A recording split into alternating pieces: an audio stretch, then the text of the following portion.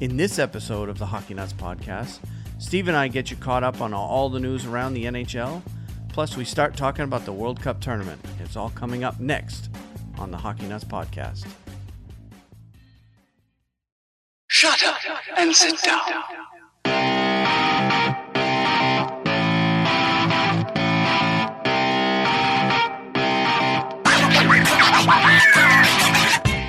Hello and welcome to this week's episode of the Hockey Nuts podcast.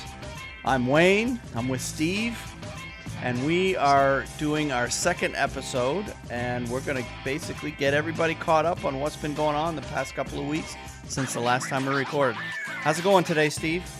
Going great. I'm ready to roll. I'm looking forward to talking hockey, World Cup, recent developments, Rangers trade, all kinds of stuff. Yeah, we've got. Even though it has been a fairly slow time around the league, we certainly do have plenty to talk about. But before we get started, I want to go ahead and take care of a little bit of housekeeping. I wanted to let everybody know that's listening to the show that we do have a website for the show. It's at www.thehockeynuts.com. And if you want to email the show, ask us a question, put in your 2 cents, you can email us at feedback@thehockeynuts.com. That's our email address, and both Steve and I have access to that account. And we can include your feedback in future episodes of the show. I also have a Twitter account set up for myself. I'm at Wayne Hallee 9. That's at Wayne Hallee and the number 9 on Twitter. I don't believe, Steve, you've set up a Twitter account as of yet, have you? I have not. No, I have not. No, but we'll get you one in the future here. And then, of course, I've set up a Facebook fan page at facebook.com, of course, /thehockeynuts. So with that out of the way, let's go ahead and get started with some of the headlines that have gone on around the league. And we'll try to keep it in somewhat of a chronological order. So we'll go ahead and take it back. We're actually going to go all the way back to the 18th because this happened right before we recorded our last show. And that was the big trade between the Rangers and the Senators that had Derick Brassard and a 7th-round pick in the 2018 NHL draft going to the Ottawa Senators for forward Mika Zibanejad. Yeah. And the 2nd-round pick in the 2018 draft. Any thoughts on this one? I know you got a lot to talk about on that one. Yeah, this really, I'm not speaking for the entire Rangers crowd, but I know many people are going to miss Derick Brassard. He was, I guess, for the most part, considered a good guy. And maybe did he play beyond his potential, what they thought he would do in New York? I think that's a definite yes. When he came from Columbus, I don't think they were looking at him to put up the kind of numbers that he did in the few short years that he was there. But he will be sorely missed. However, I like the trade. I like the guy they're bringing in. I think he's got a heck of a shot. And I admit I have not watched him play very much other than, if we played Ottawa, I might watch, but I haven't watched the Senators games. But he from everything I'm hearing, it's an even trade. He's much better on face-offs than Brassard was. And I think he's probably going to fit in right behind Derek Stepan as a center. Mm-hmm. Is he going to be entrenched at the number 1 center? No, I don't think so this year. But depending on how he plays, they may even move him up to the first line in the next few years. That's, I'm sure, what they're going to try to do. And they save some money. Yeah, Zibanejad's a young guy, so he's definitely got more upside than Derick Brassard. I think with Brassard, you're seeing what he can do. He had 27 goals last year, but I don't see Brassard getting much more than that going forward. I think they're pretty much getting Brassard in his prime, but Zibanejad, I think, still has a little bit of upside. He had 21 goals last year. He could grow into a 30-goal scorer for the Rangers. Yep. And I believe he comes at a cheaper price for them, so which helps them in terms of the salary cap. So I think that, in the long term, I think it's a good deal for the Rangers. Plus, we get a second-round pick. Yeah, you got that extra pick in there too. So I think down the road it's a better deal for the Rangers. In the short term, say this season, it may be a slight edge for the Senators in that one, but I think overall, it's a good move for the Rangers to keep a good, decent forward in that spot on the roster for a good time to come. So, I agree.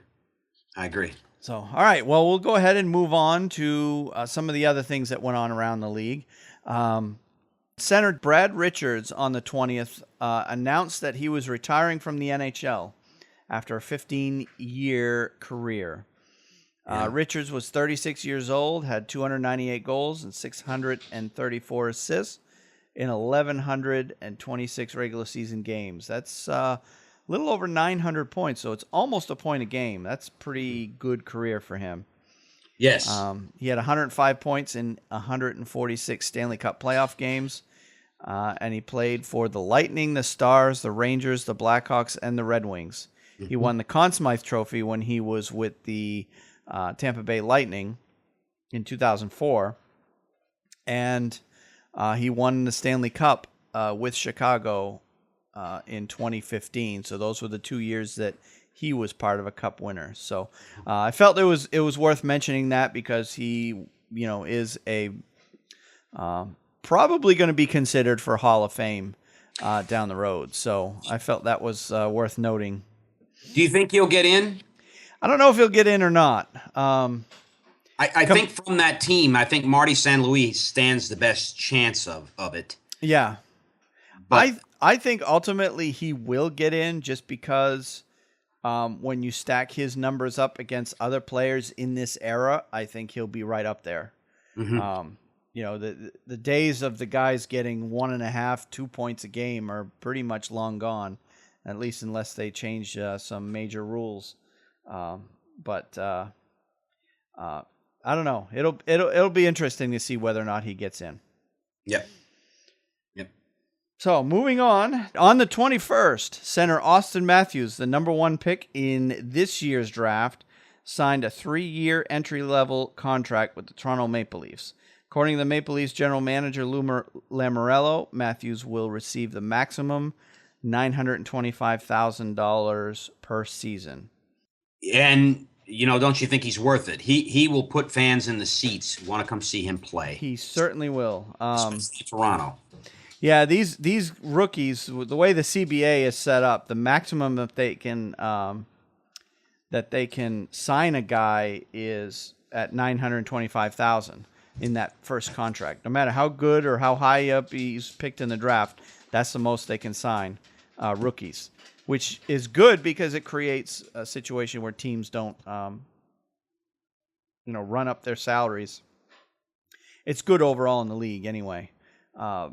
To have these rookies sign up. But his contract actually has performance and signing bonuses. There is no limit on that type of stuff, apparently. Or there is, but they allow a lot more possible money in terms of bonuses and for performance and just a simple signing bonus. But it's interesting that Austin Matthews... he ended up number 1 overall, but he's actually an American kid, and he played last year. He didn't play college, didn't play junior, but he played in Switzerland in the pro leagues over there. So I think that went a long way. I mean, this kid is going to be ready to play day one with Toronto. He played for Team USA in the World Championship last year and did quite well. But he was playing in that, the World Championship is essentially made up of NHL players that play for teams that didn't make the playoffs. So, against those players, he did quite well. What did he have? He had 7 goals, 4 assists in 7 games for the U.S. in the World Championship. So that's not too shabby. So Yeah, he's definitely going to be a good one. When Toronto got him, I'm sure, although I wasn't there, you could have heard the whole city in one collective roar.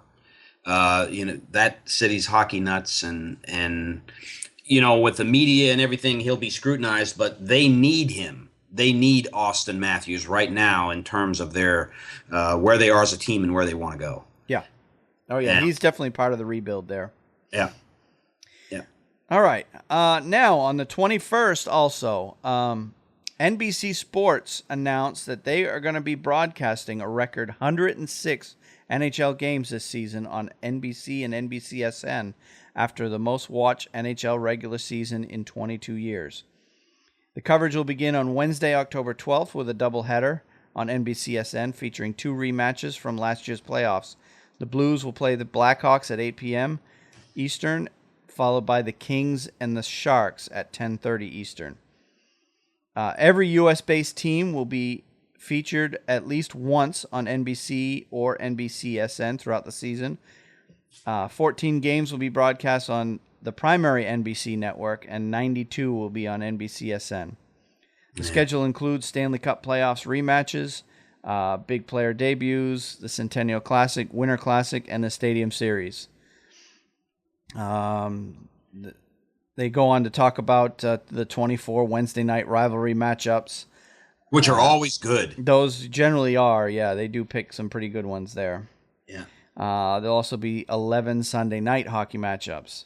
The entire schedule will also be streamed online at nbcsports.com, which I like because the games, I subscribe to the NHL, their online package, but the NBC games are blacked out, so at least I'll be able to get those on nbcsports.com and on the NBC Sports app. So in terms of the number of teams or the number of games by each team, the Blackhawks are going to lead all teams in national appearances with 21, followed by the Flyers with 20, the Rangers and the Bruins each with 16.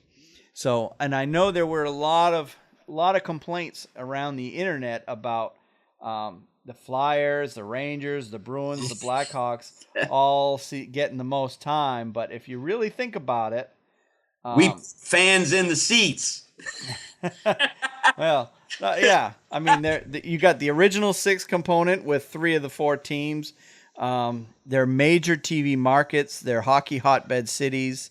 It just makes sense. They're going where the fans are. So, those 4 teams have huge fan bases, and they're catering to those fan bases. So, you're certainly not going to get any complaints from me as long as I can get to see the games online. Because I do have cable at home, so I can watch those on my TV at home. But sometimes I'm at work and kind of want to have the game on in the corner while I'm working. So particularly if it's a Saturday afternoon, I'm not home on Saturdays. Generally, I'm working. So it'd be nice to have to be able to watch the game on my phone anyway. At least the little bit of breaks I get at work.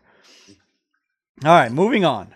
On the 22nd, Buffalo Sabres forward Evander Cane was charged by Buffalo police with 1 misdemeanor count of criminal trespass and 4 counts of non-criminal harassment. Kane was involved in the alleged incidents early on the morning of June 24th at a bar in Buffalo. Winnipeg had a lot of problems with him. My 2 cents worth. Yeah. I wasn't in the locker room to see or was firsthand what was going on, but all I can tell you is Paul Maurice and Winnipeg had trouble with him, and they moved him. They moved him, and I looked at this and I was like, he's continuing down a troubled path, whatever that may be. These things don't just happen very often with, I think Patrick Kane's case comes to mind. With a resolution and, the player didn't do it. There's usually something behind it.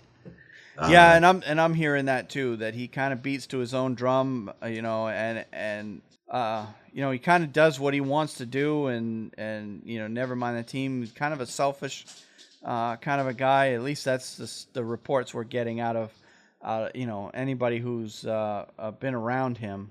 Yeah. There's a history there, and he continues to seem to have anger management issues, which is kind of weird because I don't recall him as being that much of a thug on the ice, though. That's No, he's a tough. In my opinion, he's a tough, hard-nosed guy. He's speedy. He's fast. And he'll hit you. Even if he's on defense, he's going to. He's certainly not known for fighting. Right. That's correct. I think he's an aggressive guy, and I think he's just. I don't know what to attribute it to. I really don't. Well, the NHL was monitoring is monitoring the situation. Bill Daly, the NHL deputy commissioner, who's basically in charge of all things discipline. He released a statement saying, "We're aware of the legal developments today in Buffalo relating to an incident involving Evander Cane in and around the time of the NHL draft last month. While we intend to monitor the developments in his legal proceedings, at this time it's not the league's current intention to take any form of disciplinary action against Mr. Cane. Mr. Cane will be directed to the NHL/NHLPA behavioral health professionals for evaluation and counseling as they may determine necessary." And then the Sabres also said, the Sabres organization said, "We're aware of the charges against Evander Cane stemming from an incident last month. Our organization will have no further comment at this time." So basically the team and the league are essentially waiting to see what the courts ultimately decide, and if they ultimately convict him of anything, they'll act at that point. Mm-hmm. But for those of you who play fantasy hockey and who may have Evander Cane on your team or may draft him, that's something you're going to need to consider before picking up him, because you could lose him for a period of time if he ends up getting suspended. That's right. So anyway, very on good. to the next story. Also on the 22nd, forward Chris Kreider agreed to terms on a contract with the New York Rangers on Friday, avoiding their scheduled arbitration hearing. Details of the contract were not released, but CBC reported it to be 4 years and $18.5 million. Kreider, 25, had 43 points in 79 games last season. The 21 goals matched his NHL career high from the 2014-2015 season. He also had 2 goals in 5 Stanley Cup playoff games. So here's your Ranger. Go ahead and... Well, they're not going to let him go. His future is he needs to develop the consistency, each game, which he shows up and he's a force. He can't be stopped. And then there's other times where you wonder what's going on. So, and that's probably part of developing in the game. That he is developing as a player on and off the ice. I'm sure he's dealing with issues as any player would. There's a lot of pressure in New York, but they kept him. They needed to keep him since Yandel left. He's an offensive spark plug, and they need his output on the ice. So, yep. I was very happy that they avoided arbitration. Yep. Yeah, and we talked briefly about him. I think it was off air, but we talked about him, how the Rangers still needed to sign him. It was ultimately going to happen. It was just a matter of time. Right. So on a related Rangers note, though, forward Kevin Hayes, on the same day that they signed Kreider, Kevin Hayes agreed to terms with New York Rangers, avoiding his arbitration hearing. Terms of the contract were not released by the Rangers, but it is been reported to be 2 years and has an average annual value of $2.6 million, according to General Manager. Hayes had 36 points in 79 regular season games last season and had no points in 3 Stanley Cup playoff games. Why didn't he play 5 games? Didn't the Rangers lose in 5 in the first round?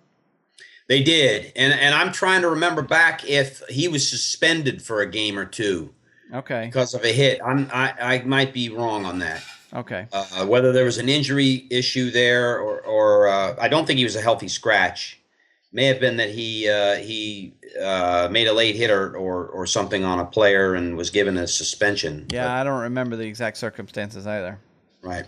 So, he's a good depth guy for the Rangers, though. Yes. He's not going to be your, top 2-line guy, but a good third, fourth line guy, definitely for sure.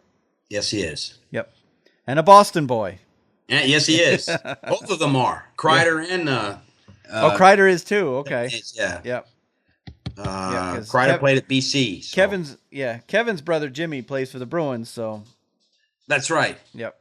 There's that connection that we have, and a family rivalry right there too.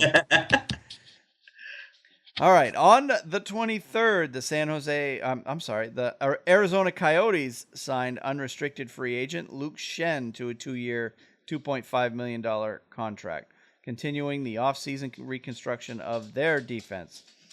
Schenn, the number 5 overall pick from the 2008 NHL draft, played in 566 NHL games for 3 different teams and had 4 goals and 12 assists and was a -2 in 72 games last season. He played with the Flyers, I believe, last year. No, was it the Kings? Luke Schenn, I think, was a former Flyer. He was with the Flyers, then got traded to the Kings. Yep. And he has 28 goals, 100 assists, and he's a -24 over his whole career in his 566 games. So kind of a stay-at-home defenseman. Probably a good late second, early third pairing for Arizona. Mm-hmm. He's not going to quarterback their power play. But kind of, my first impression is kind of disappointing numbers for a guy who was a 5 overall pick. Yeah. Now, granted, he was chosen by Toronto, and they seem to have been in love with the Schenn family for whatever reason. But I don't know. A 5 overall pick, you'd think would be putting up bigger numbers than that. Yeah. But there were a lot of people in Boston that were kind of disappointed that they didn't pick him up, knowing how much Boston needs defense help. Some of them were kind of hoping that they'd pick him up to help out. Mm-hmm. But obviously he didn't go there. He signed with Phoenix or Arizona. Sorry. Right. That's right. I think, as far as, he's dealing on that team too, and numbers wise with Claude Giroux on the Flyers when he played there, and he's not a puck hog, Claude Giroux, but he's one of the best players in the game. And, so his offensive output, his numbers may have been affected because of that, being a defenseman and everything. But I don't know. He was. I remember he was good with the Flyers when he went to Los Angeles. I was like, look out. Yep. Well, it's another fresh start for him. Maybe he can put something together. You certainly got plenty of experience there, and there's a lot of young kids in Arizona. So that's right. Yep. So. Speaking of the Schenn family, forward Brayden Schenn agreed to terms on a 4-year contract with the Philadelphia Flyers on Monday, avoiding arbitration.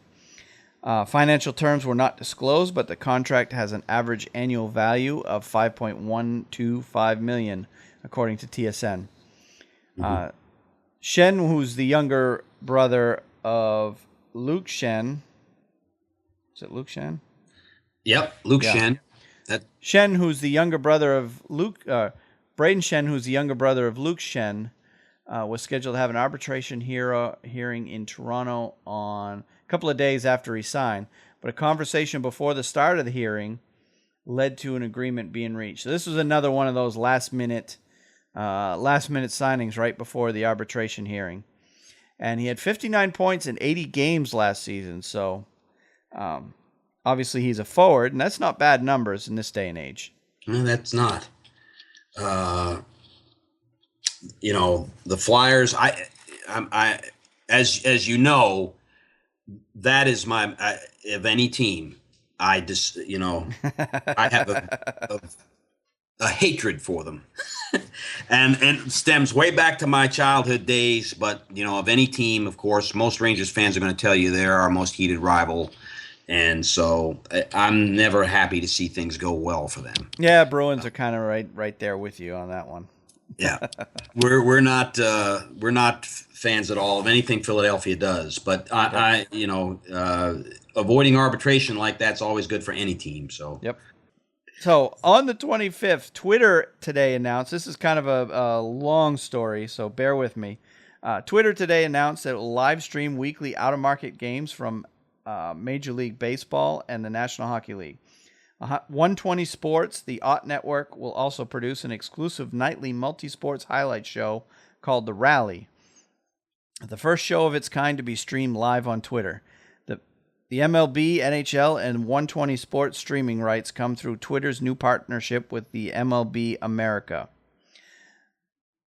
The once-per-week live streams of out-of-market MLB and NHL games will be available free to logged-in and logged-out Twitter users in the United States.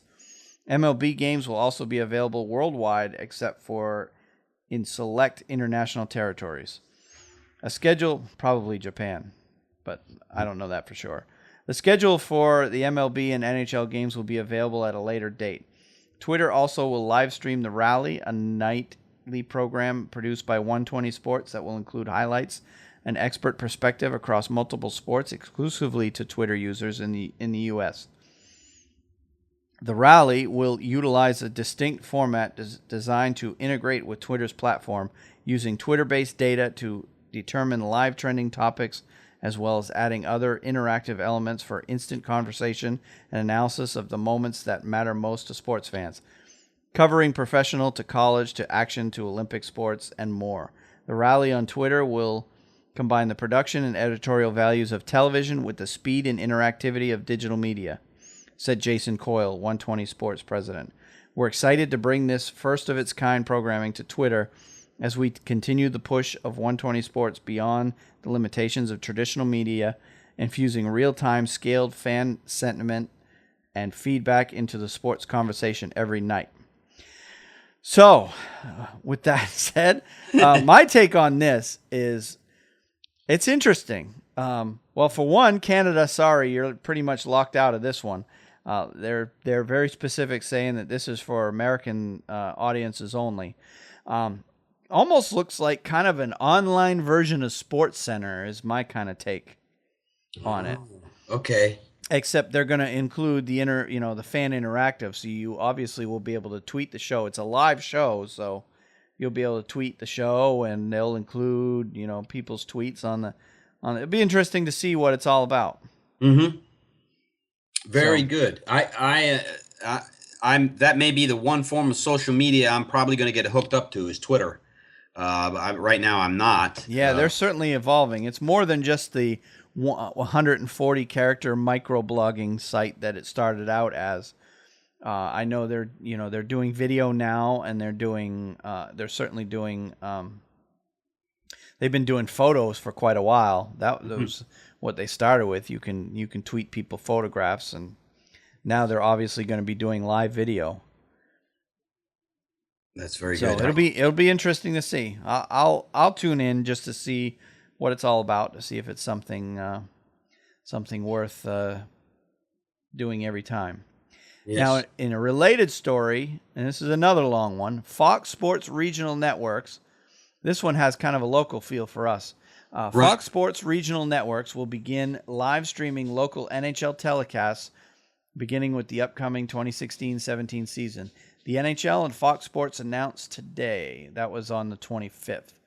As part of a new multi-year agreement, the NHL games televised on Fox Sports Regional Networks will be available for live streaming on Fox Sports Go to customers of participating pay TV providers. The agreement also allows distributors, including new streaming services, to deliver NHL games via their digital platforms as part of their carriage of the Fox RSNs.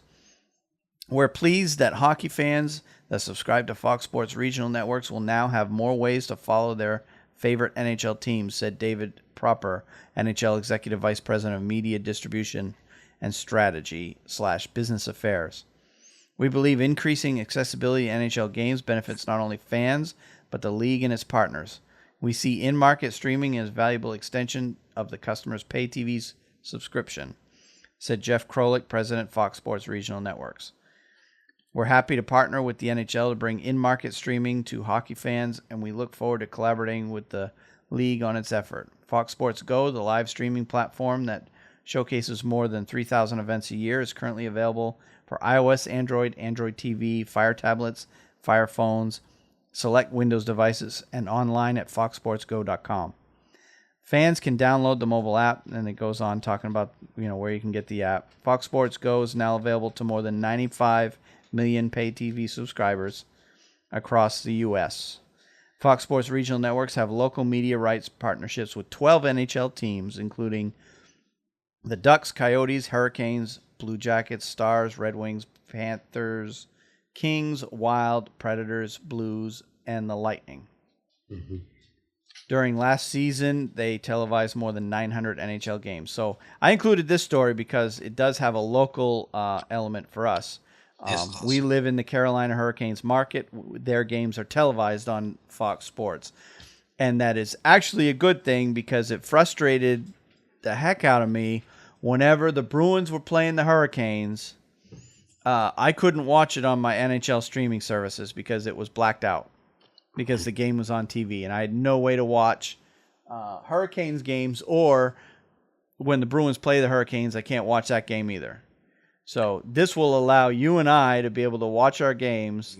Right. And the particular ones that we want to see is when the Hurricanes go up to New York or Boston. That's right. We haven't been able to watch the game online. That's right. We'd have to be at home in order to see the game. That's right. It's only John Forsythe and Trip Tracy. That's it. You hit the nail on the head. So, as far as the games where the Rangers and the Bruins are coming here, that's not an issue. We generally go to the games in person, but it's, we've been blacked out of the ones where the Hurricanes go up there. So that's right. So that's good news for us personally anyway. But Correct. I am liking, looking at these two stories, I am liking the fact that the NHL is embracing the internet and the internet streaming. I've had their what do they call it? Game Center Live, their online component for quite a few years now. I used to get the one that's the I can't remember the name of it now. The Game Center, the one that's available through your cable provider. You wouldn't be talking about Center Ice. Center Ice. Center Ice. I had been a subscriber of that, but when they came out with this online streaming one, I stopped subscribing to the Center Ice, mostly because, I'm not always home to watch the games that I want to watch. I'm either working or out, with family or, doing something other than the game, but I don't want to miss the game. Right. And the online one allows you to watch the games on replay. Mm-hmm. So, and, it allows you to pause the game and, you get different camera angles and there's just a whole bunch. To me, it works better for me. I've got a very fast internet connection. So you really do need that to do the Game Center Live online package.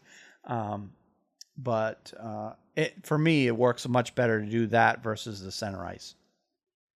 And of course, in my situation, Center Ice is what I tune into. We get it every year, and it works great. My wife is a huge hockey fan, as you know, and she's a Rangers fan as well. So there's no dispute here in the household. When it comes game night, we're ready. All right, back to player signings. Defenseman Danny DeKeyser and the Detroit Red Wings agreed to a 6-year contract on Tuesday the 26th. Financial terms were not released, but the Detroit Free Press reported the contract is worth $30 million. DeKeyser, who is a restricted free agent, was scheduled to have an arbitration hearing on Thursday, 2 days later. DeKeyser had 8 goals and 12 assists in 78 games last season and 1 assist in 5 Stanley Cup playoff games. I know Detroit really likes that guy. Yeah. He's a big part of the depth of that organization, a third-line penalty killer type. So I know they are happy to have him back on board. Yep, I think that hits it on the head. He's one of the young guys that they, of course, brought in, and with the changing of the guard that's going on in Detroit. Yep. Forward Calle Jarnkrok signed a 6-year, $12 million contract with the Nashville Predators on the 27th. He had NHL career highs with 16 goals, 14 assists, and 30 points in 81 playoff games. Don't know much about Jarnkrok, which is kind of funny because I did tune into a fair number of Predators games, at least when they were on, TV, or not so much TV, but, if there wasn't another game, because they were a fun team to watch. So, but I don't remember hearing his name a whole lot. So, seems to be an up and comer, I guess. Mm-hmm. I know nothing about him. Yeah, I haven't seen him play. I can't speak logically to his signing, but obviously Nashville would make a move like that if they weren't interested. Yeah, I mean they certainly want him. They signed him to a 6-year deal and $2 million a year, so he's a cheap guy. Definitely, probably a depth guy more than anything. But they obviously wanted him around, sign him to a 6-year deal. Also on the 27th, the Carolina Hurricanes head coach Bill Peters signed a 2-year contract extension Wednesday that takes him through the 2018-19 NHL season. General Manager Ron Francis said, "I know we haven't made the playoffs, but Bill's goal is similar to ours. We think we're right there. We want to get in the playoffs and have success around here. We think he's a big part of that moving forward." Peters is 65, 72, and 27 in his first 2 years with Carolina. I know they're pretty high on this guy. You and I live here locally, so we see the news. He must be, prior to him coming here, I really didn't know anything about him because he doesn't have much of a playing career. I don't think he ever did play in the NHL. I think he played just a little bit of minor league hockey as a player. But as a coach, he's done a lot of good things in the past. I know through his junior career, I looked up, he did quite well with that. And won a Memorial Cup, right? Yes, I believe he won at least one. Yeah. And I know Team Canada thinks highly of him because he's one of their assistant coaches. So, and he was their head coach for the World Championships this past spring. So, they refer to him as a young coach, even though he's 51 years old. But I guess young as in, history, experience, I guess, is the way they're referring to it. But the Hurricanes, he has made improvements in the first 2 years. I mean, the first year we started out with pretty bare cupboard, but they've made improvements. They've got a lot of up and coming young kids, and I think they're going to be a good team. Probably not this year, but in another 3 to 4 years, Carolina is going to be a good team. Yep, they may make the playoffs this year. I know that Ron Francis is calling the show, running the show there. So if his feeling on Peters is high, then he's and obviously they're on the same page. That's what he's saying. So I think Peters and is probably with his young staff that's coming on, the young guys he's bringing that he has and that they're signing. The trades that they've made, they've got a couple Chicago Blackhawks coming in. Carolina is an up-and-comer, and they hung around almost all last year, Yeah, they did. They really never let go till right at the very end there when they were mathematically eliminated. Yep. So I would look for them to improve on that. Yeah, the biggest thing that impresses me with them is the number of young defensemen that they have that are really, really good. They're going to be a really good team, and it's going to be a fun team to watch as they grow. And, and I know they're the I know they're the subject of a lot of jokes around the league with the lack of attendance that they've had the last couple of years, but you watch, the fans will come back when they start to win again, and I think that's common in all of your non-traditional hockey markets, if you want to call them that. You look at your Floridas and your Arizonas and those teams. All these non-traditional hockey markets. It's plain and simple. Team wins, people show up. Team don't win. They're playing in front of ghosts. So, and I think you're going to start seeing. I know they've already sold more season tickets this year than they have last year. So the fans are starting to get back on board there in Carolina. So, which is bad for us because it'll make ticket prices go up for us. Yeah, that's right. Because right now the ticket prices are relatively speaking to other teams are pretty cheap. So reasonable. That's right. Yeah.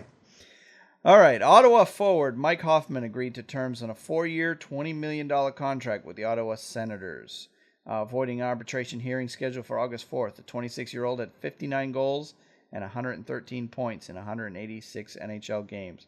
That's all I have on him, but I know Hoffman is a really good player. I know he's given the Bruins a lot of trouble in years past. He's basically signed to $5 million a year, so Ottawa is very high on him. Yes. And I'm trying to remember their new coach in Ottawa. Name escapes me. But they're obviously making moves here in the offseason to try and jumpstart their team. They toy with the playoffs a little bit here. They didn't make it, but, they're a perennial contender. Yeah, they always seem to be right. One of those teams that's right there at the end that finishes, right on the bubble, either right just in the playoffs or just out. That's right. 2 years ago, they just made it. Last year, they just missed it. So, and they get in and they can they can do damage. They can win a round or even two. Yep. So, I wouldn't exactly call them a contender for the cup, but right. Yeah, you're right. They can go in and act like a bull in a china shop against some of these other teams. Yeah. Goaltender Peter Mrazek agreed to terms to a 2-year contract with the Red Wings on Wednesday, the 27th. Mrazek was a restricted free agent. Was scheduled to have a team-elected arbitration hearing on Wednesday, the 27th, so later that day. The sides came to an agreement hours before it started. Financial terms were not released, but Sportsnet reported Mrazek will make $3.85 million this season and $4.15 million in 27-18. Now that's kind of an interesting signing. I know they like him. I think the fact that he's young, the Red Wings seem to not be able to decide who they want as their starter. They had Jimmy Howard for a bunch of years. Then all of a sudden Mrazek comes in, or Howard gets hurt. Mrazek comes in, plays like crazy. Lights out. Yeah, lights out. And it basically causes Howard to lose his starting gig. And then Mrazek, kind of tailed off a little bit and kind of struggled for a little while. So Detroit brings back Howard as a starter for last year's playoffs. Yeah. And now this year they're signing him to basically a $4 million a year signing, which if you're going to sign a goalie to that much money, you probably want him to be your starter. But then what do they do with Howard? He's still a fairly decent goalie. Yep. You're looking at Mrazek is going to be the starter for the Czech Republic in the World Cups. That's my odds on. I've put down predicted goalies for each team. He's going to be the starter. Yeah, he played very well for Detroit, and he had maybe some bad games there near the end, and Jimmy Howard got back in. But these teams that have the luxury of having a good backup goalie, it never. I mean, I'm trying to think back to a time where that the team is going to have the starting goalie who they go with for so many games, and then put in the relief goalie for so many games, and then the starter comes back in, and that's how that team plays.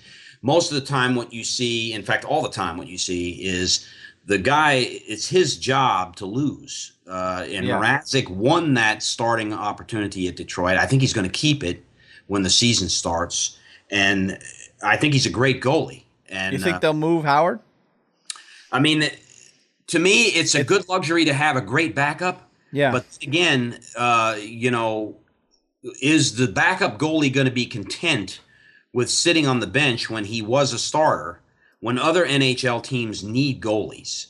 It happened in our case with Cam Talbot.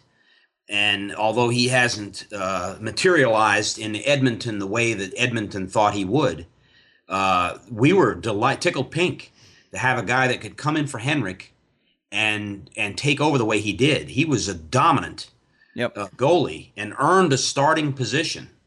So. But here's the problem I see. I see Howard. He's committed to what, 5.2 million, almost 5.3 million a year. So you've got $9 million committed to goaltending. Right. And only one of them can play. Right. So, yeah, it's nice to have two guys that are starters, but, man, that's expensive. Right. It could be that Detroit is I see them moving Howard. I think you're right. I think they've signed Mrazek with the intent to move Howard and save money at the goaltending position with someone who probably is a better goalie. Yeah. So that's just my 2 cents worth. It could be that they intend on keeping Howard for a while. I don't know, but I think what you're saying is correct. I think they're going to move Howard at some point in time, and probably for what they need. It may not be this year though, because I'm looking at Detroit's roster, and they don't seem to have an up and coming goalie, a real young one. I mean, granted, Mrazek's only 24, but I just don't see another prospect coming up through that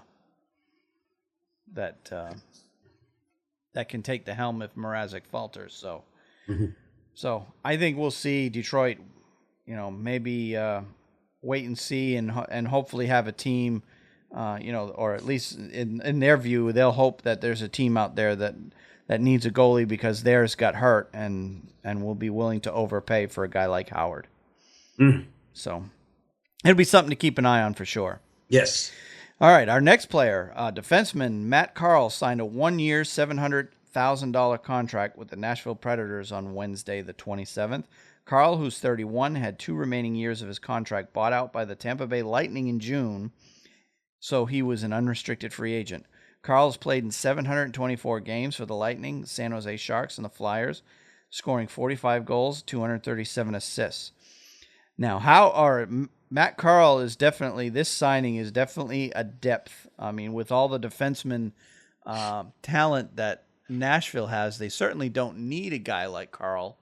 But he'll be, kind of nice to have as probably he'll probably play on the third pairing for sure.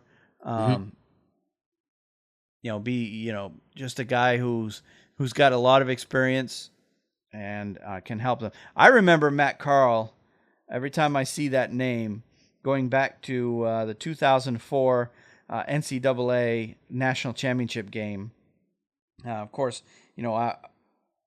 as I mentioned in past episodes, I went to the University of Maine, so I'm very fond of the hockey program there. And he was playing for Denver against Maine in that national championship game, and he was part of Denver beating Maine 1-0 in that game. So I don't I don't have a lot of good memories from Matt Carle, but and I do remember when he came out of, it was a couple of years later. He was only a freshman that year, but a couple of years later he came out and joined the Sharks, and I know he had a couple big years right off the bat. And I think he's parlayed those couple of years into a nice long NHL career for himself. But yeah, with Nashville having Subban, Yossi, Ekholm, you've got Ellis there. He's definitely going to be on the third pairing if he can even stay on that team. It appears to be a one-way contract. It's very interesting. Yeah, that's a very interesting occurrence there with keeping Carle. Nashville, hey, they're now, they're where St. Louis was. They have an opportunity to win a series or two, they could win the Stanley Cup. With Subban coming in, Pekka Rinne and net, they just get to develop some experience. Yep, in the and playoffs. I think you mentioned Rinne. I think they'll go as far as Rinne will take them. That's right. So, all right, on the 28th, the Arizona Coyotes signed defenseman Connor Murphy to a 6-year contract. Financial terms were not released, but the Arizona Republic reported the contract is worth $23.1 million, an average annual value of $3.85 million. Murphy, who was a restricted free agent, set personal NHL best last season with 6 goals, 11 assists, 17 points, and 78 games played. I think that is a very value signing for the Coyotes. I think Connor Murphy is, he's a good young defenseman. I think he'll be a good part of their future. I think he'll eventually end up on the top pairing with Oliver Ekman-Larsson. I think that's what you're going to see of him. And I think they think that too, because they did sign him to that nice long 5-year deal. So 6-year deal, sorry. Arizona's fun to watch. If Tony and I can't catch, if after a Rangers game or something like that, we're watching a West Coast game, we usually tune into Phoenix. So they're fun team to watch with Duclair and Max Domi. They've got a good team. But if he ends up as good as some people think he is, Arizona's got a steal there at $3.8 million. So, anyway, on defenseman Michael Stone signed a 1-year contract with the Arizona Coyotes. Speaking of the Coyotes, terms of the contract were not released, but Sportsnet recorded it to be worth $4 million. Stone, who's 26, was a restricted free agent and was scheduled to have his arbitration hearing in Toronto on August 4th.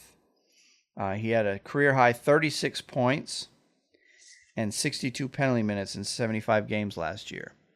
So that's another one that,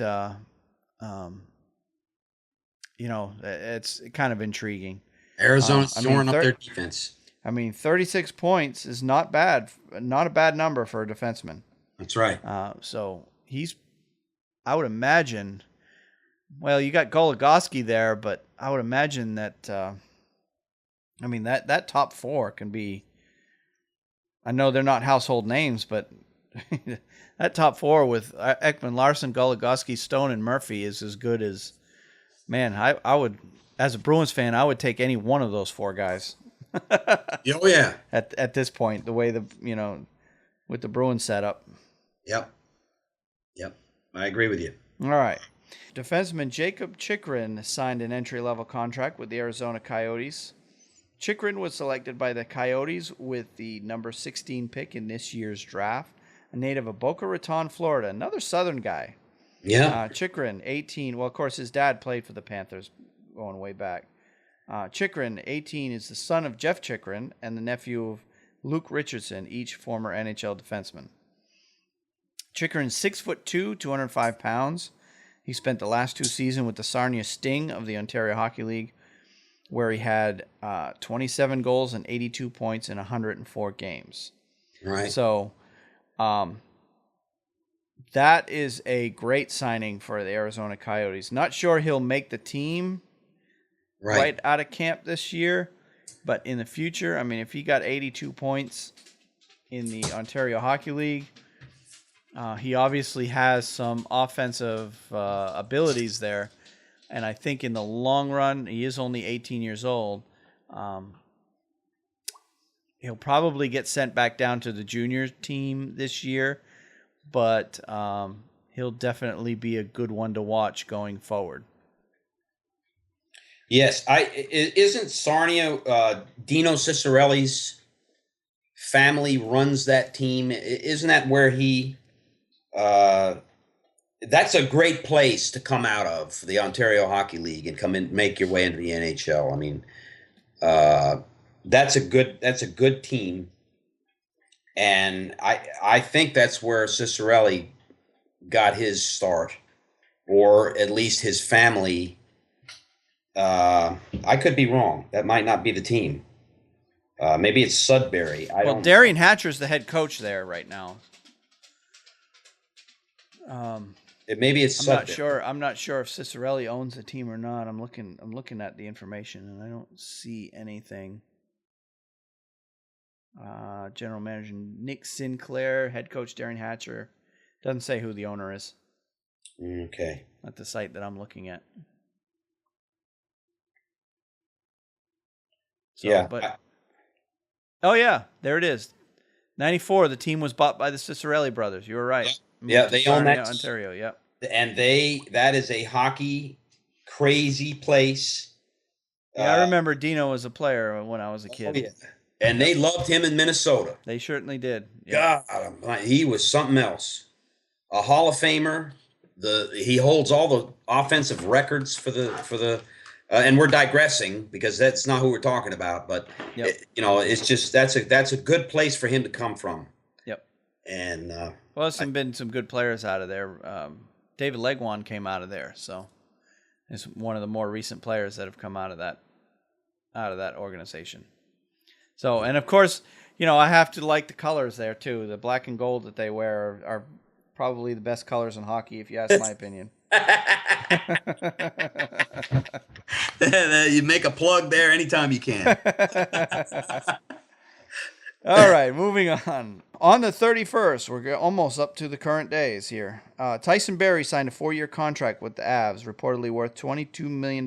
Barrie had an arbitration hearing in Toronto on Friday. He reportedly asked for a 1-year, $6 million contract, and the Avalanche submitted a 2-year, $8.25 million proposal. A decision was scheduled to be made on Sunday. Barrie had 49 points in 78 games last season and has 153 points in 260 career games. So this is definitely a good signing for them. I know, obviously as a restricted free agent, he's not going to go anywhere because the way the NHL does their, you don't see anybody signing restricted free agents away from teams. So, right. Hopefully, in the next collective bargaining agreement, they'll adjust it so that, or at least for us fans anyway, so that it might make it possible for teams to get other restricted free agents. Right now, the price is just too high. So, anyway, that was kind of a side note to this whole restricted free agent thing. Yeah.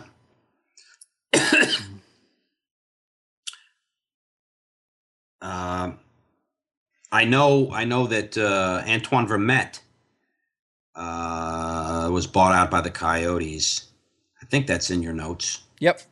Antoine, yeah, that was my next story. Antoine Vermette is his contract was bought out by the Coyotes, and he is now an unrestricted free agent. So he had 1 year remaining on his contract, which had a $3.7 million cap hit.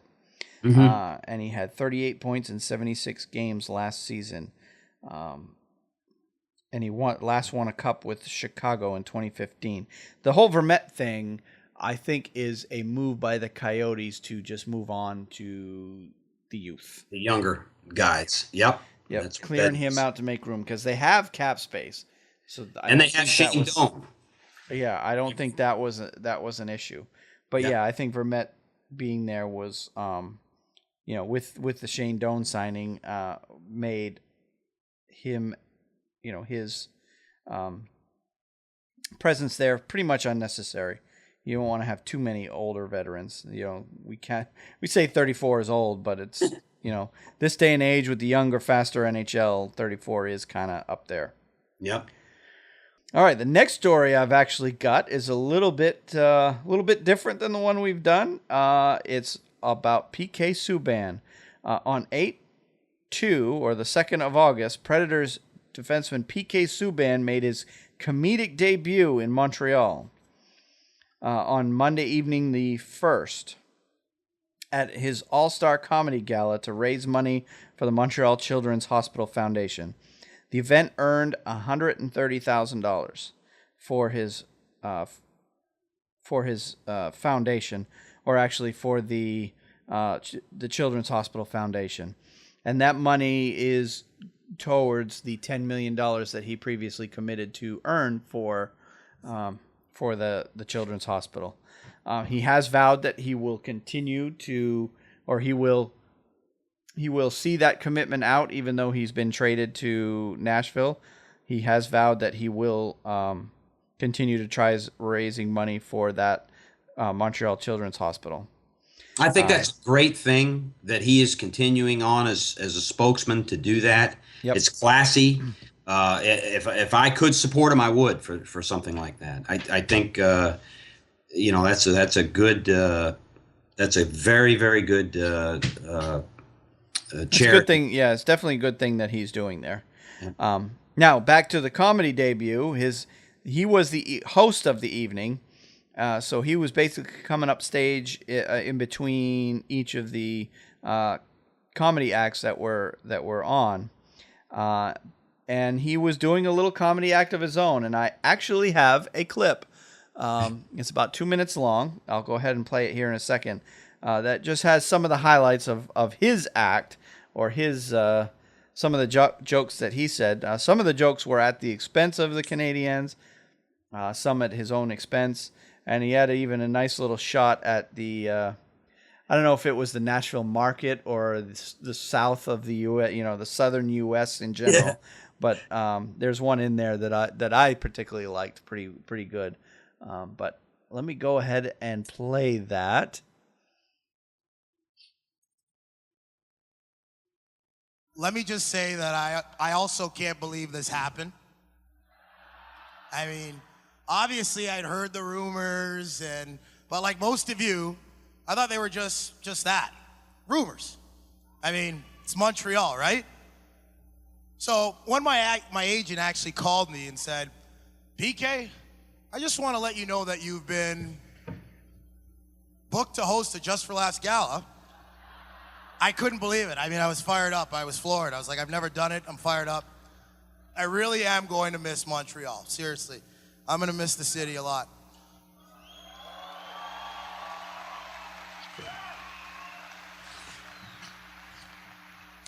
Over the past 6 years, almost every single person in the city has embraced me with open arms. Really, you guys have. So even though, and the ones who didn't, well, those are the people that traded me, right? Now, if there's one thing I've tried to do in all the cities I've played in, it's immerse myself in the local culture. Like when I played in Belleville, I learned how to sail. When I moved to Montreal, I learned how to speak French. Right, ladies? So now that I'm living in Nashville, it's time I learn more about... That's right, getting pulled over by the cops. That's right, yeah. I mean, that's a crazy... Too soon? I'll always support this community in any way that I can, except on the ice, because it'd be weird. You don't be playing for Nashville at all. So I just want to say au revoir for now, and I hope you'll all come out to see me play my first game back in Montreal.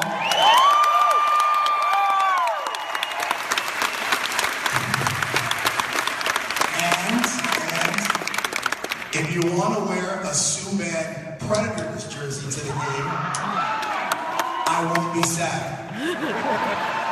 Merci beaucoup. Thank you. Good night. Well, reports out of Montreal said that that it was pretty funny. So those are just a couple of the highlights there. Wasn't everything. I saw some other quotes online that that showed he took other shots at not only the team but the coach and the GM of the Montreal Canadiens. So still waiting to see, because this just happened a couple of nights ago. Waiting to see if anybody in Montreal is going to fire back at him. But it'll be interesting to see. That will definitely be the first time they play each other in Montreal. Is definitely going to be a must-watch game for everybody. Yeah, for sure. Yeah. All right, on to the next one. Edmonton Oilers announced a number of hockey operations changes. I'm not going to go into all of them on the interest of time, but the biggest ones were Keith Gretzky being named the assistant GM of the team. replacing Bill Scott, who previously held the position. Bill Scott will transition into a role at the club's director of salary cap management and assistant to the president of hockey operations. Gretzky was with the Bruins organization for the last 5 years, and most recently was their director of amateur scouting. And also they announced that Kelly Buchberger was named the team's VP of player development, and Dwayne Sutter was named the team's VP of player personnel. And there were a number of other announcements on that day talking about some scouts that came in and some other behind-the-scenes people that just got hired. Basically, it looks like this is Chiarelli. Just, he's had the team for a year, and he's just getting, just making a whole bunch of changes to get this team to run the way he wants it to run. Right. So. Don't you think that's a smart thing to do? Of course, Keith Gretzky has the experience, but the name Gretzky in the city of Edmonton is it's kind of like the Bushes are to Houston, Texas. Yeah, absolutely. Gretzky was revered. I dare say he was more valuable and popular in the city of Edmonton than he is in Los Angeles. Well, his statue is outside the arena, and I believe they're moving it to the new arena. So yeah. So that's a great move by Chiarelli to bring him in, and probably the move of a lifetime. I heard that Boston, the upper management, Cam Neely and those folks, were made it easy for him to interview for this job and make a decision, and that's always good. But at the same time, they were very disappointed to see him go because he did a lot for the Bruins organization. I think while he was there, their drafting was a lot better because the Bruins in the past were not the best at the draft. We'll put it that way. But they've made some smarter picks in more recent years. Still got room to improve, but they were better anyway. Yep. All right, now the last couple, we got a couple more. NHL announced a 12-game pre-tournament schedule for the World Cup.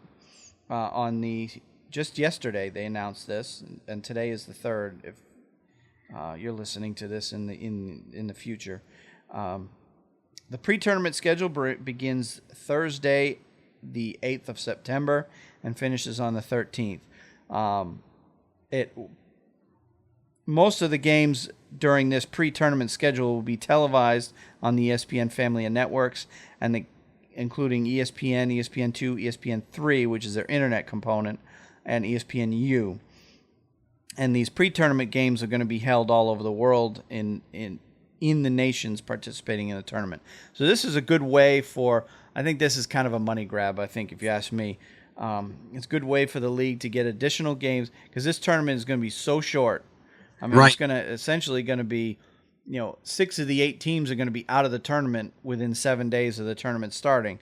Right. So this is an additional way to get, the games out there. It's going to have a worldwide audience because the teams that are over in Europe are actually doing their training camps in Europe, and those preseason or pre-tournament games are going to be take place over there. I know at least one of the games is going to be in Russia, and I believe another one's going to be there in Sweden or Finland.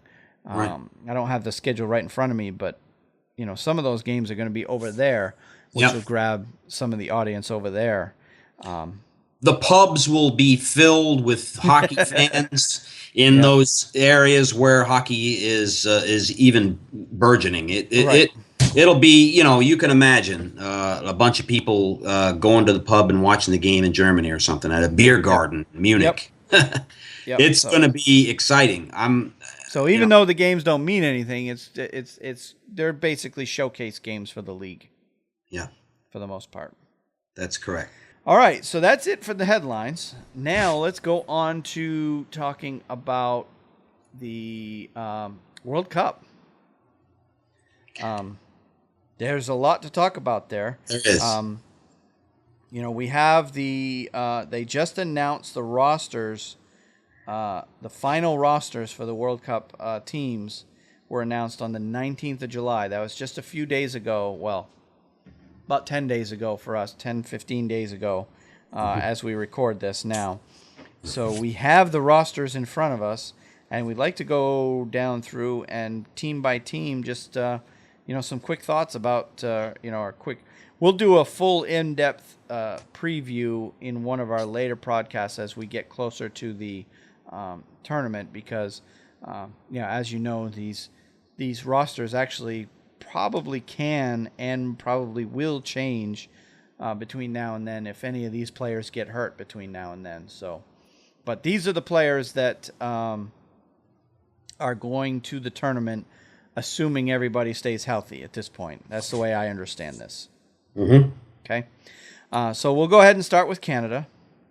I'll first go down through and just list off the names of the players, and then we can talk about it. So, Team Canada, we have for forwards, we have Jamie Benn, Patrice Bergeron, Jeff Carter, Sidney Crosby, Matt Duchene, Ryan Getzlaf, Claude Giroux, Brad Marchand, Tyler Seguin, Steven Stamkos, John Tavares, Jonathan Toews, and Joe Thornton. Defensemen, we have Brent Burns, Drew Doughty, Duncan Keith, Jake Muzzin, Alex Pietrangelo, Mark Edward Vlasic, and Shea Weber. For goaltenders, we have Corey Crawford, Braden Holtby, and Carey Price.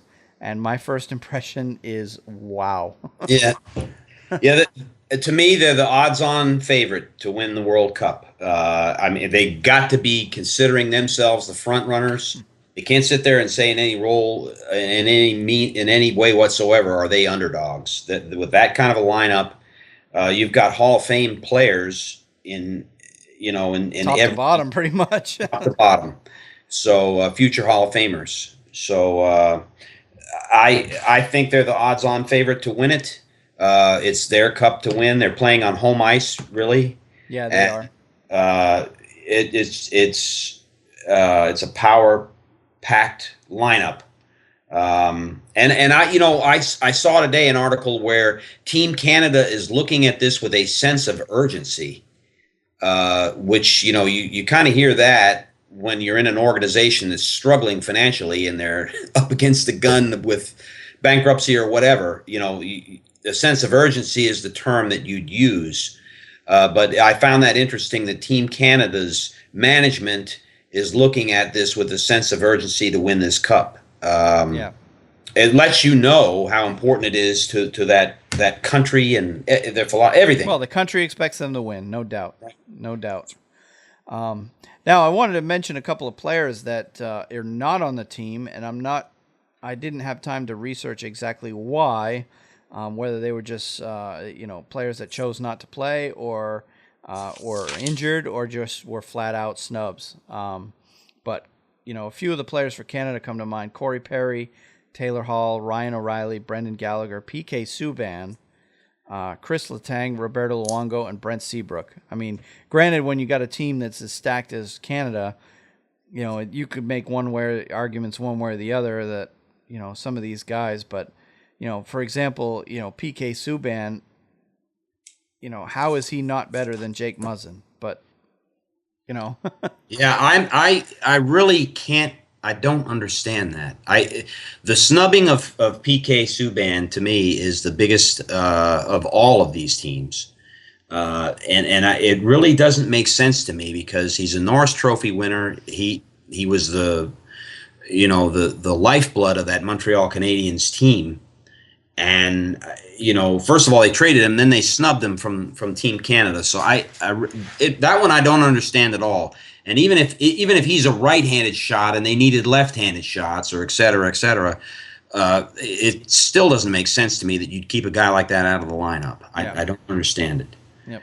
Well, maybe some stories will come out, but right now Subban's not saying anything one way or the other. So he's taking the high road, saying that he understands Canada's a good team. He's taking the high road. So. We'll see. Maybe the tournament will reveal something a little bit more that we don't know. Right. So let's go ahead and move on to Team North America. Now, this team is made up of players that are 23 and under, and they're from either Canada or the U.S. I thought initially that it was all players 23 and under, but that's not the case. This only includes Canada and U.S. players that are 23 and under. So the forwards for this team are going to be Sean Couturier, Jonathan Drouin, Jack Eichel, Johnny Gaudreau, Dylan Larkin, Nathan McKinnon, Austin Matthews, Connor McDavid, JT Miller, Sean Monahan, Ryan Nugent-Hopkins, Brandon Saad, Mark Scheifele. Defensemen are going to be Aaron Ekblad, Shane Gostisbehere, Seth Jones, Ryan Murphy, Colton Perico, Morgan Riley, and Jacob Trouba. Goalies are going to be John Gibson, Connor Hellebuck, and Matt Murray. That is a team that will probably be underestimated by some of the other teams in the tournament. They could surprise a few. I mean, they're gonna play with a lot of speed, a lot of youth. Yeah, they're probably gonna try to beat teams with the youth that they have. I see them as the underdog, as the spoiler. I think you and I talked about it. Yep.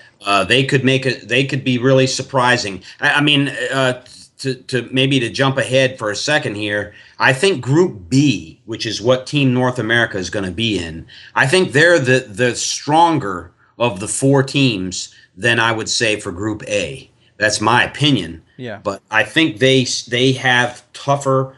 They have a better crop of players on their teams. Yep. I really think Team Europe is a weak team, the pan-European team that they put together with players outside of the four, outside of Sweden, Finland, Russia, and the Czech Republic, is the weakest team in the field. And watch them win the World Cup. Yeah, and we'll definitely get to them shortly. Yep. One of the players that if we want to talk snubs on that team, I came up with Robbie Fabry,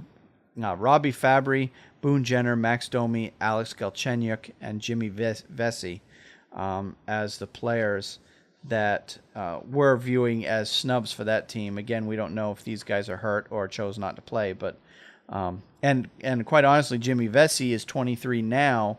I don't know when his birthday is, but if he's eligible for this team or not, given he's right on that bubble between being 23 and 24. I'm not sure exactly when the cutoff is, but I would think he would have been considered for this young Stars team. I agree. Jimmy Vesey was one of the snubs I had. Max Domi, I was surprised that they didn't have and Anthony Duclair, I think, qualifies for that squad as well. Yep. And didn't get mentioned. So I really not sure there on those guys, but they as I said, they have a great team. I wouldn't be surprised if they pull off an upset or maybe even two. And make it interesting. Yep. Yeah, they'll certainly be fun to watch. Now on to Team USA. We have for forwards, we have Justin Abelkader, David Backes, Brandon Dupinsky, Patrick Kane, Ryan Kessler, TJ Oshie, Mr. Olympian TJ Oshie, Max Pacioretty, Kyle Palmieri, Zach Parise, Joe Pavelski, Derek Stepan, James Van Riemsdyk, and Blake Wheeler. For the defensemen, we have Dustin Byfuglien, John Carlson, Eric Johnson, Jack Johnson, no relation, Ryan McDonough, Matt Niskanen, and Ryan Suter. For goalies, we're going to have Ben Bishop, Jonathan Quick, and Corey Schneider. And I accidentally put Kyle Palmieri down as a snub. He obviously got added to the team late. But anyway, I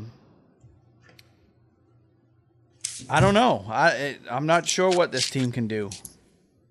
They're obviously going to be very strong. Yes. I think they're the second best team in Group A on paper. Well, yeah, because they're in Canada's group. So yeah. and I think where they're weak. Let's face it, where they're weak is their defense core. You think Jonathan Quick will be the goalie? I don't. I think Quick will be the starter. Yeah. Yeah, I think Quickie's gonna be in net, and you've got a couple good defensemen there. Seems to be a lot of offensive-minded defensemen for sure. Yep. It's going to be interesting. That's what it's going to come down to: is can Team USA defend against the likes of a potent, very potent Canada team and Team Russia? Yep. They are loaded with explosive offensive power. Yep. And that's what it's really shaping up. If we play defense, against those teams, we stand a good chance. And in terms of players that were snubbed from that team, one of the biggest names that jumped out at me was Phil Kessel. Yes. Why he wasn't named, and call it a local call, but Justin Falk, he was, I believe he played for the Americans in the last Olympics, and why they didn't choose him, because he's only gotten better since then. And also Tyler Johnson, Kevin Shattenkirk, Cam Fowler, Kyle Oposo, and, we talked about Ryan Callahan, but we found out he's injured, so that's why he didn't get named to the team. But there's some big names there that definitely were good enough to make the team, but for whatever reason, they chose to go elsewhere. I'll throw one at you that I didn't know. Keith Yandel. If he really needed a good defenseman, why is Keith Yandel not on this team? Somebody who could run the power play. Yep. Well, maybe they're hoping Bufflin does that, or which he can. Bufflin and McDonough or something like that. Yeah. Yeah. So, and we'll get into possible line combinations in the future, in future episodes as we get closer. We'll talk more about those details. Let's go ahead and move on to Team Europe. Forwards, Pierre-Edouard Bellemare, Mikhail Boddicker, Leandra Seidel, Marian Gaborik, Janik Hansen, Marian Hossa, Anze Kopitar, Nino Niederreiter, Franz Nielsen, Tobias Ryder, Tomas Tatar, Thomas Vanek, and Matt Zuccarello for Team Europe forwards. On defense, they're going to have Zdeno Chara, Roman Josi, Andre Sekera, Lucas Spiza, Mark Streit. And for goalies, they're going to have Frederick Anderson, Thomas Greiss, and Yaroslav Halak. And I couldn't really come up with any snubs per se on this team. But like you said, I agree with you that this is probably going to be one of the weaker teams in the league. And in case you didn't know how it worked, the Team Europe is essentially made up of players that lived in countries outside of Russia, Czech Republic, Sweden, and Finland. Mm-hmm. So your Germans, your Swiss, your the Slovakians, Austrian, perhaps. Austrians, yeah. It's basically all those European countries that are outside of the big hockey playing nations that are there every year. Not a really bad team, but no. But I just don't see them as being, I don't think they can skate with the likes of Canada and the U.S. That's 100% agreement. They might not win a game. Yeah. But we'll see. Again, there's some of the best players in the world. You just never know. So, and I think part of what it is inside when I'm thinking about this is, do they want it? Do they really? They're coming together? Do they have the right mindset as a team where they're and maybe they do. They're not playing for a country per se. That's right. Yeah. They're playing for a group of, a union perhaps that lacks, some sort of a cohesive force. Yep. And and maybe they're going to get there and, hey, they'll lead the way. But I'd be very shocked if they won a game. All right, on to Team Sweden.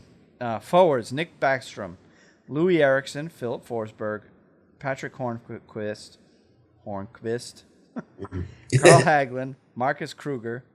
I thought Kruger was German. I guess not. He's on Sweden. Gabriel Landeskog, Daniel Sedin, Henrik Sedin, Jacob Silverberg, Carl Soderberg, Alexander Steen, and Henrik Zetterberg.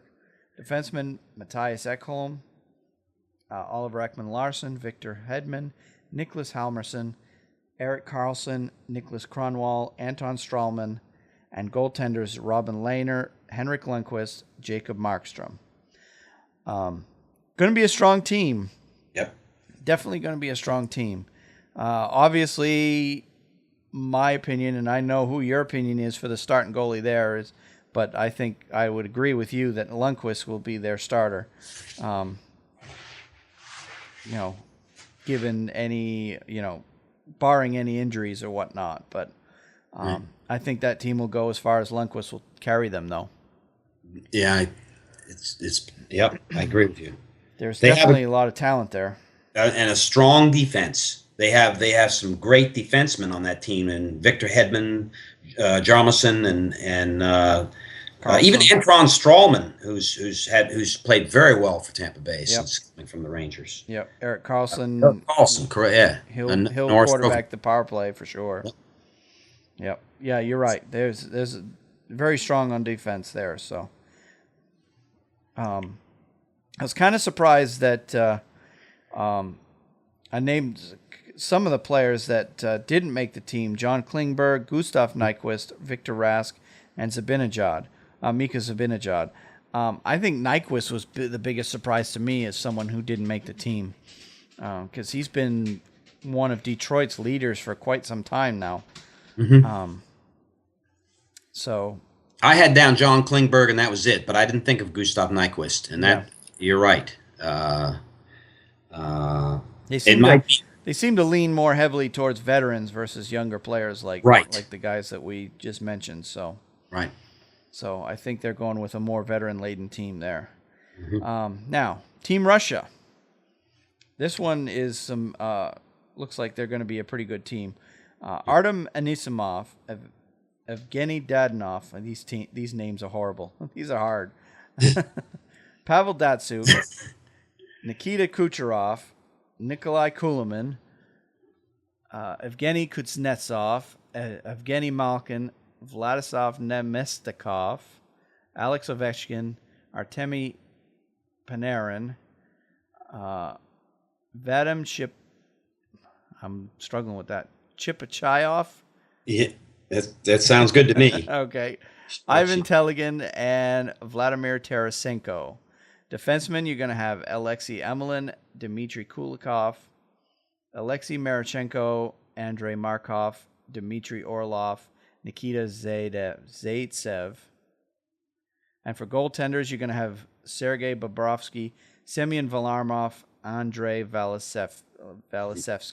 Excellent. The one thing that stands out to me is the number of names on this that I don't recognize, mostly because these guys are KHL players.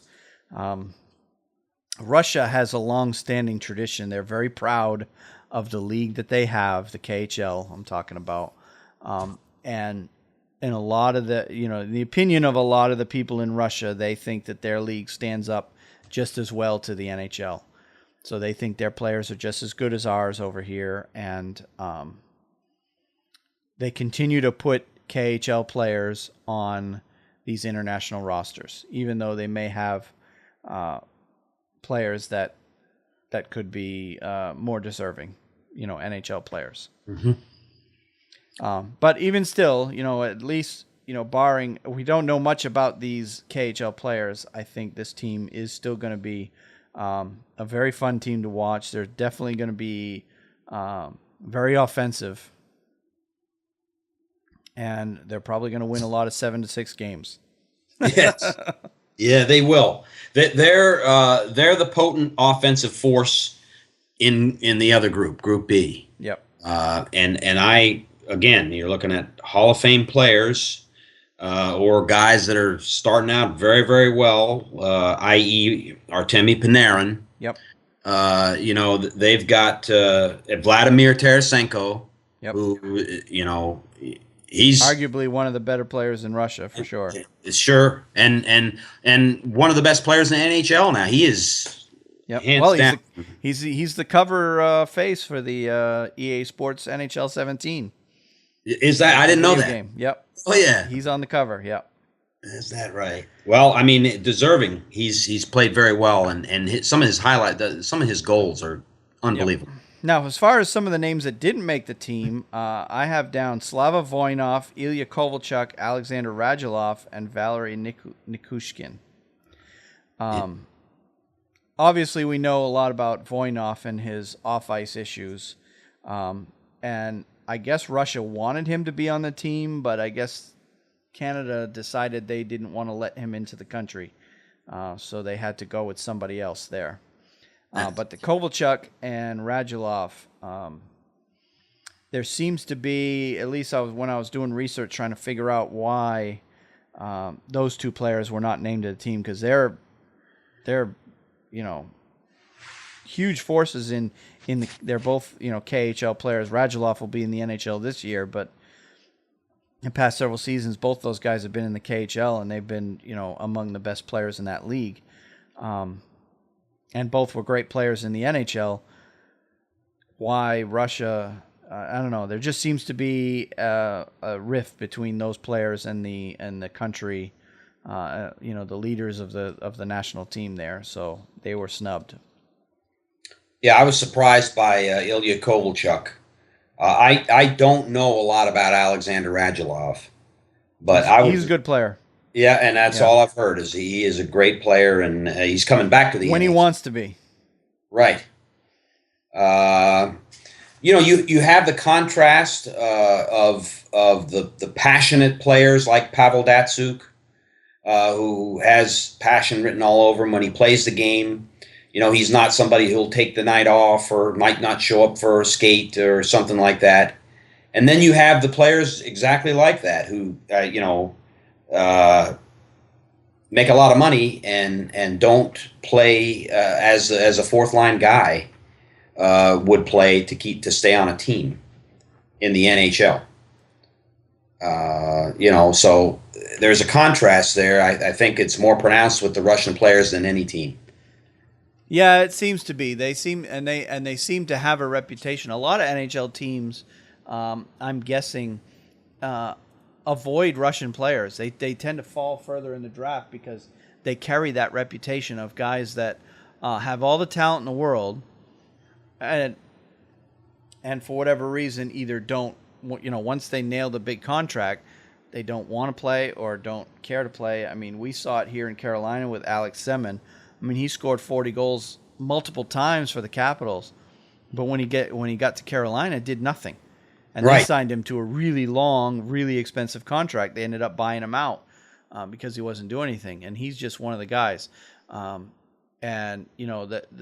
Russians have that history of guys that just don't perform to their potential. I mean, the list is long. You've got examples like Alexei Kovalev. He was a great player. He scored 1,000 points in the NHL, but he could have done so much more. I mean, a lot of people said he was the most talented player in the game. Kovalchuk at times had his moments. Alexei Yashin, remember him? Yeah. He didn't do anywhere near what they expected him to do.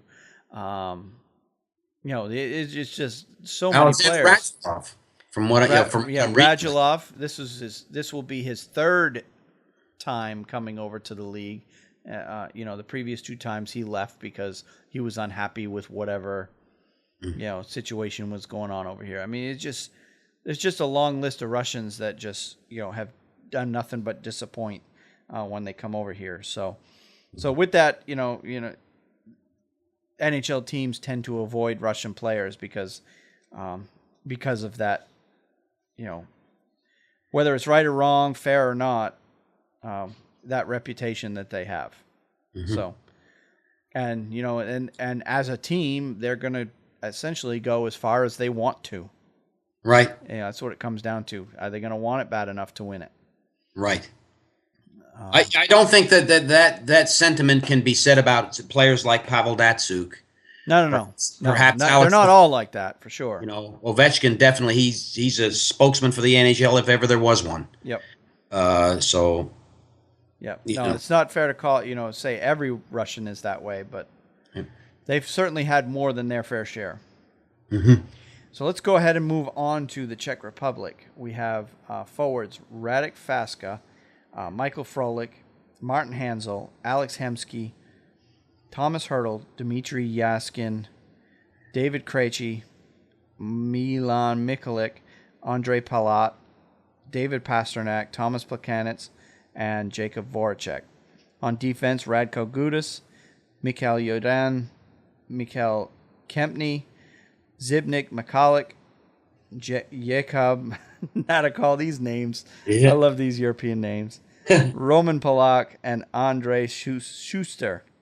In goalie, they're going to have Peter Mrazek, Michael Neuwirth, and Andrei Pavlik. And you mentioned earlier that you think Mrazek will definitely be their starter, and I would tend to agree with you there. Kind of funny that Jaromir Jagr either wasn't asked to play or he decided not to play in this tournament. I think he decided not to play because he knows, he's 43, 44 years old. Right. And he wants to, preserve what little he has left for the NHL season, I think is what came out of that one. Right. I think that is what happened. He withdrew himself from the tournament. Yeah. He chose not to play. Which is fine. We enjoy watching him in his NHL uniform, so. That's right. I think that team, just quickly, they're definitely not going to be a favorite to win, but they'll make it difficult for other teams out there. With Jagr, they would as any team he goes to play for in the NHL, he's the spark plug. Yep. They're in Pool A, right? They're in Pool A. Yeah. So they got to play against the Americans and the Canadians, so I don't see them beating either of those two teams. I agree. Yep. I agree. So anyway, Team Finland. We have forwards Sebastian Aho, Alexander Barkov, Jonas Donskoy, Valtteri Filppula, Mikael Granlund, Erik Halle, Jussi Jokinen, Mikko Koivu, Leo Komarov, Lauri Korpikowski. Korpikowski. Yeah. Patrick Laine, Yuri Lehtera, yeah. Yep. Yuri Lehtera, Toivu Teravainen. Yep. And on defense, they're going to have Jyrki Jokipaka, Sami Lepisto, Asa Lindell, Olli Mata, Ville Poka, Rasmus Ristolainen, and Sami Vatanen. And in goal, they're going to have Mikko Koskinen, Tuukka Rask, and Pekka Rinne. Your obvious starter in goal is going to be Rask. That's what I thought. Yeah. Right off the bat, they're going to put Tuukka in net. It's obvious to me. I mean, Rinne's a good player too, but I just don't see unless Rask falters, I don't see Rinne getting any playing time. Yeah. So, this is a team too that's got a lot of young players. I mean, Sebastian Aho, we don't know much about him, other than the fact that I know he's a Carolina prospect, and they are very high on that kid. He's expected to make the team this year, so he's yet to play his first NHL game. But the fact that he got named to Team Finland tells you that he's definitely talented. One of the top 170 players in the world. Yeah, and Patrick Laine, again, he was number 2 overall in this year's draft, so you got some youth there. That's for sure. Finland to me seems to be kind of an in between.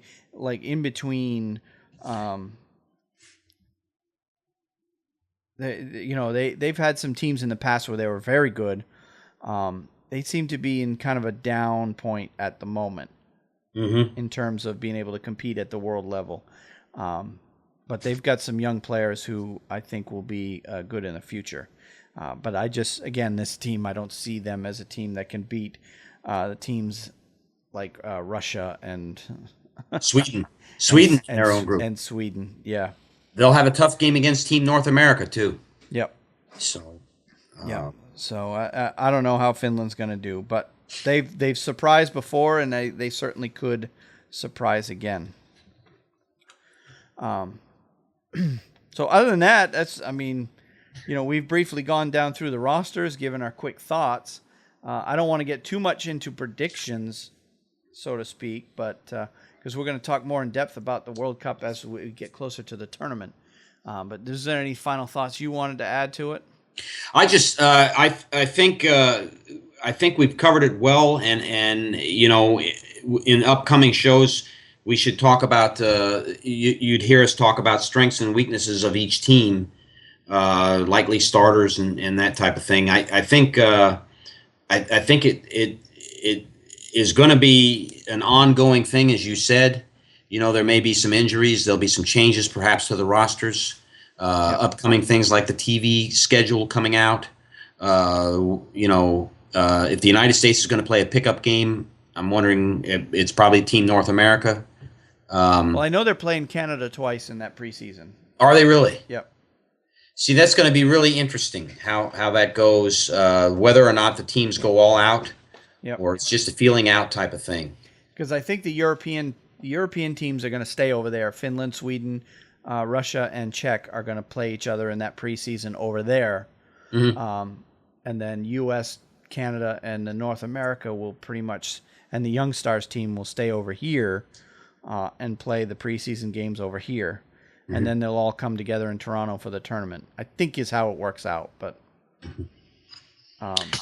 it's going to be great. I'm really pumped about it. That doesn't happen every year. So no, I'm looking forward to it. It's been a while since we've had a tournament like this.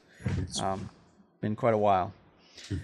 So that's pretty much it for today's show. I don't have anything else to add. I don't know if you have anything else you wanted to. I'm enjoying it. I'm looking forward to the next podcast.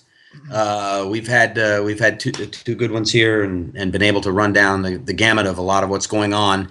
And how things go in the off season, things slow down, and it takes time for stuff to happen. So and I think given how slow it is, we're going to go ahead and wait another 2 weeks before we do our next episode, unless something big happens that we decide to come on quickly for a short one between now and then. But I don't foresee that happening. Everybody takes vacations. Players are trying to get ready for the upcoming season. So I don't expect much coming out of the league in the next 2 weeks. So we'll go ahead and schedule our next show for 2 weeks from now, and then we'll go from there.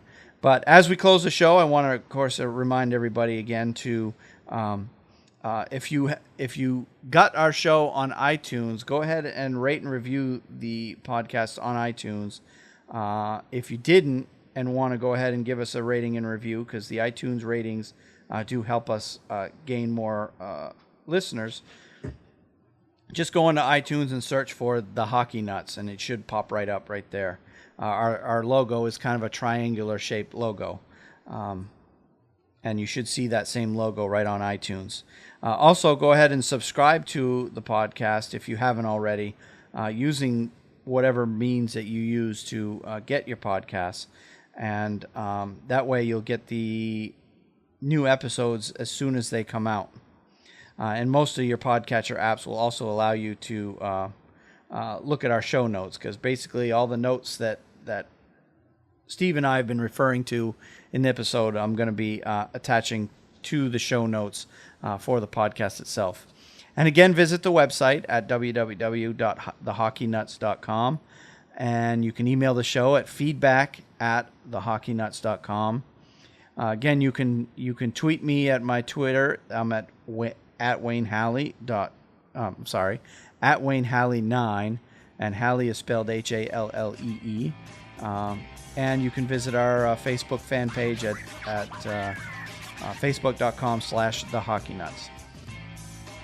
So with that, we'll go ahead and end the show, and Until next time, we'll catch you later.